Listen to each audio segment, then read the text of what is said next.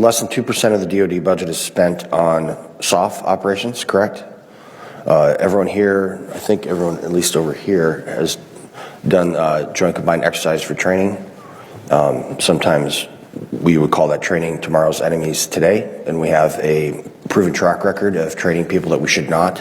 Everything from the School of Americas in the 70s, and we trained the Taliban, armed them, equipped them, did all this stuff. We've created our own enemies. So I have two tasks for you, two bits of homework, because you're not going to know the answer to this one either.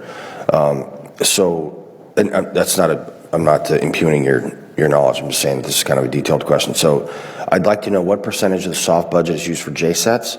I also would like to know what percentage of the SOF budget is used for the soft skills that are on Smoke Bomb Hill when we're talking about nation building stuff. I understand you're going to cut some of your PSYOPs, guys. I agree with that completely. So if you could get it, on a piece of paper and tell us how much of our soft budget is being expended for these soft skills for nation building, which we have done horribly across the world since Vietnam, honestly, and then what percentage specifically for JSATs.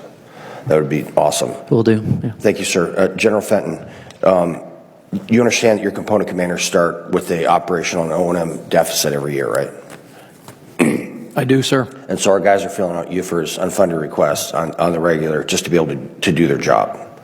Yep. Correct? Yes, sir. Okay, so here's what I'd like from you, sir. Mm-hmm. What I would like is, by component commander, what is the delta between what they're given every year and then the total of the UFERs on average, let's say a 5-year average, so that we, under this chairman's leadership, can hopefully plus up all the O&M budgets for our Special Operations Forces component commands.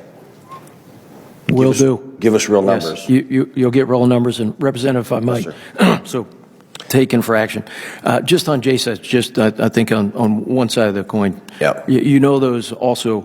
There's many of our teammates, and not building nations, but those JSATs go against building high-end Tier 1 forces in a lot of those countries that have stayed with us for General quite Fenton, I'm some the time. longest serving enlisted member of the United States military to ever be elected to Congress, and I also have the most years as a Special Operations Forces operative of any member of Congress in the history of the country. I know exactly what the hell I'm talking about, sir. Roger that, Representative. I just add that many of those have then become security exporters. So I think if we pegged out a track record, and I probably owe you that, on where those have not just been nation building and somehow turned enemy, but have gone on to burden share, to burden own, to lead. And I think those are great stories, and I could talk about them in close that we ought not to forget about. Thank you, General. I appreciate it.